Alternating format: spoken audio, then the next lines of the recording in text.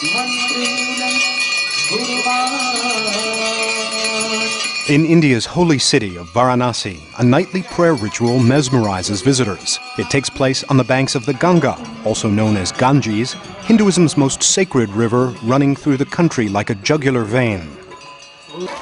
By day, millions of faithful have come to bathe in Ganga water over the centuries, but this plunge in the water has a special significance for one group of women. Their journey starts in New Delhi, at the headquarters of the Sulabh International Social Service Organization. This is a refuge for women who were born on the wrong side of Hinduism's ancient caste system of social classifications. For thousands of years, they and their untouchable ancestors have had no other life option but the lowest of the low-caste profession, night soil scavenging. That's a polite euphemism for the manual removal of human excrement from primitive dry toilets. I was 7 when I started following my mother around so I could watch her clean night soil and learn how to do it myself. She carried the waste on her head. I would eventually have to do the same thing myself. My hands were too small at the time for the usual cleaning brush, so I had my mother make me a miniature one. Night soil scavenging is slowly becoming obsolete in some areas thanks to a sanitation revolution launched by Bindeshwar Pathak. He developed an eco-friendly underground toilet system that he calls Sulabh, meaning simple.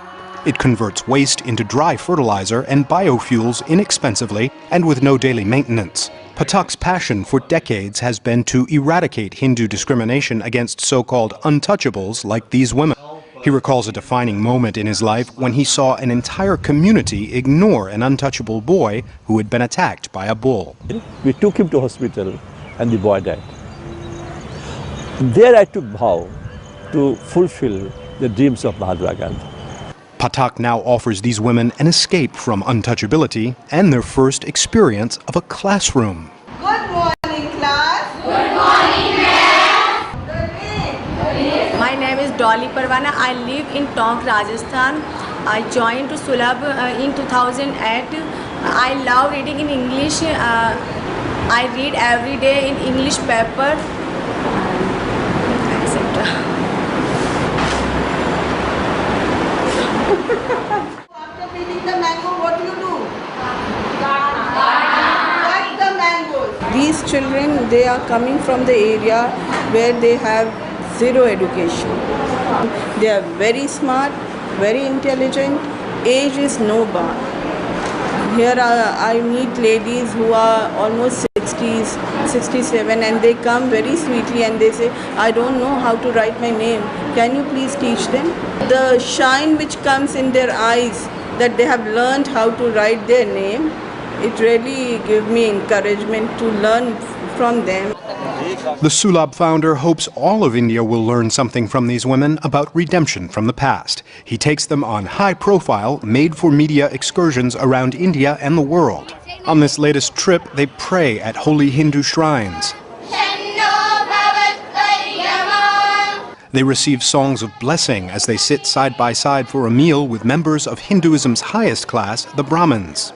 Besides enacting a constitutional ban on untouchability, India's national and state governments have made some efforts to integrate lower castes in the form of job and education quotas. But reality is slow to catch up, especially at the dinner table.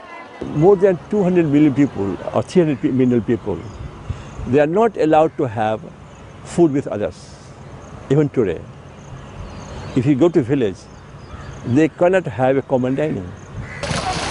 And the Sulabh women wash in the sacred Ganga, a powerful public affirmation of their dignity as Hindus.